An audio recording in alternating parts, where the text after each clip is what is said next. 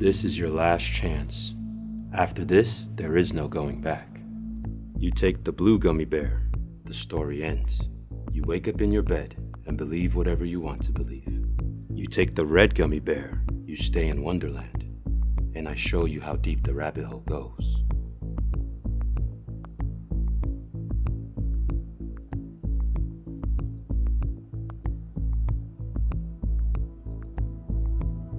Remember, all I'm offering is the truth, nothing more.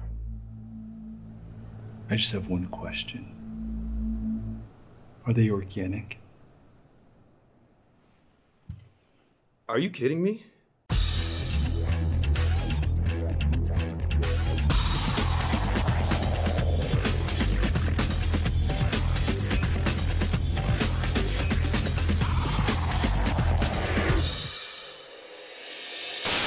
What's up guys, my name is Rafal, and in this video we are going to be breaking down how we reshot the infamous blue pill, red pill scene from The Matrix. And by the way, we did film a longer version of this scene, which you could view on Brett Lark's YouTube channel, who is the gentleman who played Neo right over here.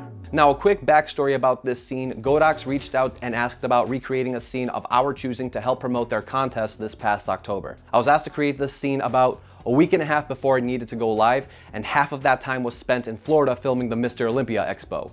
So I needed to choose a scene that was relatively simple to shoot. The goal of this contest was to recreate a scene in terms of lighting, composition, and editing.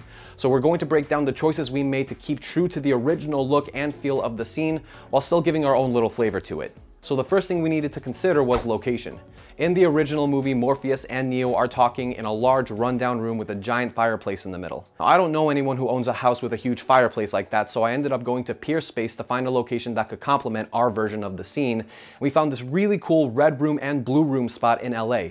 I was thinking about a way to use both colors of the space in the scene since it's so perfectly aligned with the concept of the red pill and the blue pill, but I decided not to overcomplicate anything and just stick with the red side of the space. If you want to use this space for your next production, we'll leave a link in the description below. When we arrived at the location, there wasn't a lot of space for us to work with. There was a bathtub and some tables that needed to be moved in order for us to have the two-shot scene with the table in the middle. There wasn't a fireplace, but there was a large window in the middle that gave us a nice symmetrical composition.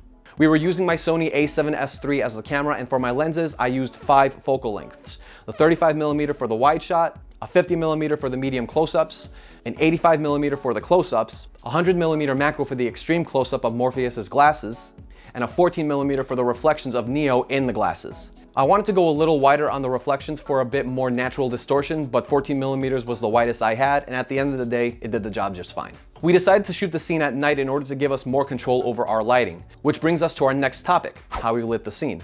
The original scene is very dark, very moody, and there's a lot of contrast. You could see on Morpheus that there's almost no detail in the shadow areas. Their key light was hitting them from the side, and then we have some backlight coming in from behind. So to recreate this lighting, we placed our key light right in between our two actors with a huge diffusion. Thankfully, the diffusion helped throw some spill onto the walls behind our actors to give the shot more depth and detail. And then for the hair lights, we had 2 GODOX LC500 RGB lights. And we popped those above our actors to give them some nice separation from the background.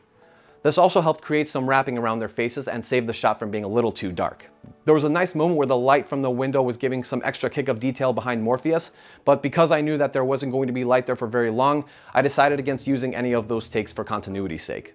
For the wide shot, I was worried that we would see the C-stands since we didn't have the rigging necessary to float the light above them, but we were able to hide them behind the curtains and open the window for this awesome symmetrical opening shot. The lighting stayed relatively the same for the majority of the shoot. We made some small adjustments for the different angles, but nothing too drastic. For the close-ups of Morpheus's hands, we used a 50mm lens and spent a little too much time trying to get the lighting just right, looking at the reference and shaping our stick light to get it just right. Shooting the extreme close-ups of the sunglasses and the reflections was pretty fun. I knew that it was going to be a composite because it is physically impossible to get a shot like this on a macro lens where we're focusing on the bridge of Morpheus's nose, yet we can still see Neo perfectly fine.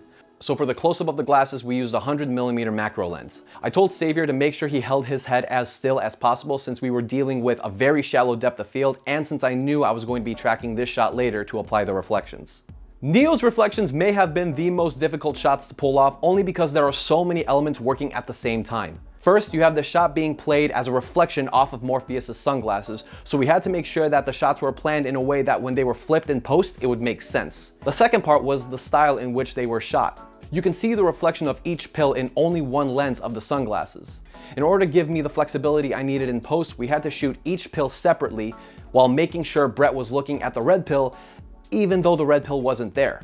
We also had to make sure that Brett was holding still and not doing anything too drastic with his facial expressions, not even blinking, since we were compositing 2 shots to make them look like they were happening at the same time. We filmed 4 different takes for these shots. One with Morpheus holding out just the blue pill, one with him holding out just the red pill, one with him holding out the blue pill while Neo is reaching for the red pill, and one where he holds out the red pill while Neo is reaching for the red pill. Thankfully, all these shots worked just fine, and we were able to composite everything together in After Effects to create these final shots.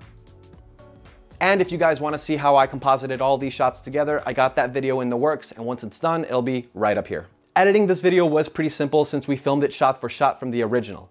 Whenever the camera cut from one character to the other, that's when I cut. There was one moment where Saviour delivered his line a little slower than Morpheus did in the original, but thankfully I was able to cut that silent part out and use a morph cut to hide that jump and make it look like one seamless take.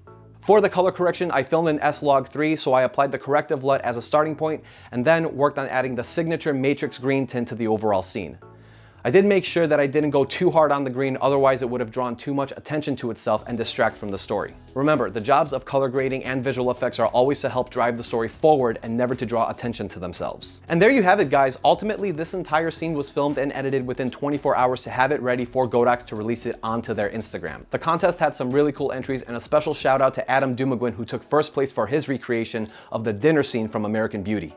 If you guys want to see his scene and breakdown, we left the link in the description below. Shooting this scene was an incredible learning experience, and I definitely recommend that if you are looking to improve yourself as a filmmaker or as a cinematographer, to take a look at some of your favorite scenes and try to recreate them for yourselves. There are tons of lessons you can learn in composition, lighting, angles, sound design, scheduling, location scouting, pretty much every aspect of production. If you guys liked this video and found it helpful, go ahead, give us a like, and let us know what scene you'd want to recreate in the comments below. We'll leave links to all the gear that we use to recreate our scene in the description as well. Thanks again for watching, everyone, and we'll see you in the next one.